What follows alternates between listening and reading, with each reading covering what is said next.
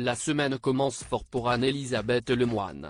Alors qu'elle animait un nouveau numéro de cet avou ce lundi 23 janvier, l'animatrice de France 5 s'est montrée quelque peu perdue durant la traditionnelle chronique de Bertrand Chameroy.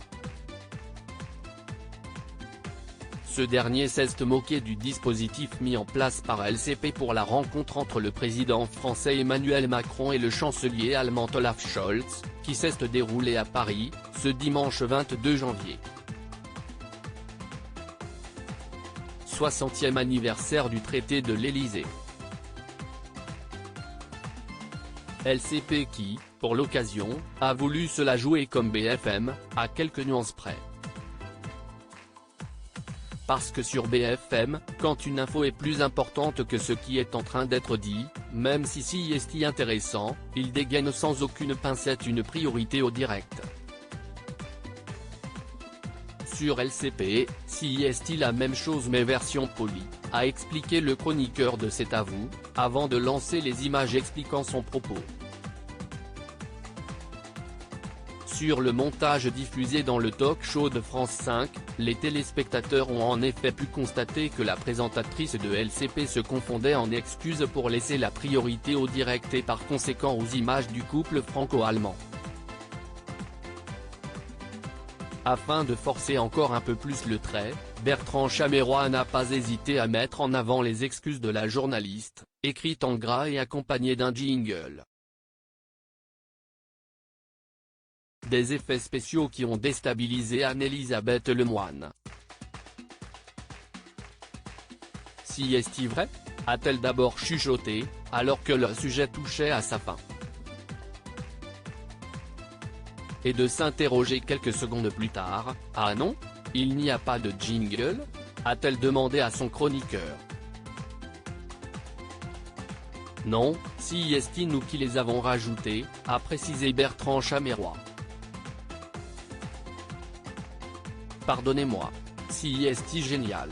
Pardonnez-moi d'être idiote, a rétorqué l'animatrice de France 5, hilar. Une naïveté qui a amusé toute son équipe, pourtant habituée à ces bourdes. Supérieure à Ingrid Jovin, Claire Keim, à Anne-Elisabeth Lemoine.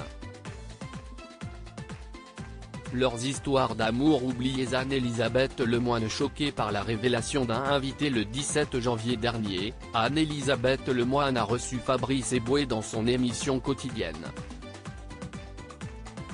Présent à ses côtés en plateau, Patrick Cohen a tenu à dire quelques mots du documentaire prochainement diffusé sur la chaîne National Geographic, au sein duquel le réalisateur James Cameron revient sur une polémique provoquée par son film Titanic, sorti en salle en 1997. Le cinéaste a donc, une bonne fois pour toutes, démontré que le personnage de Jack n'aurait pas pu survivre s'il était monté sur la porte, avec Rose, après que le paquebot se soit renversé dans l'océan.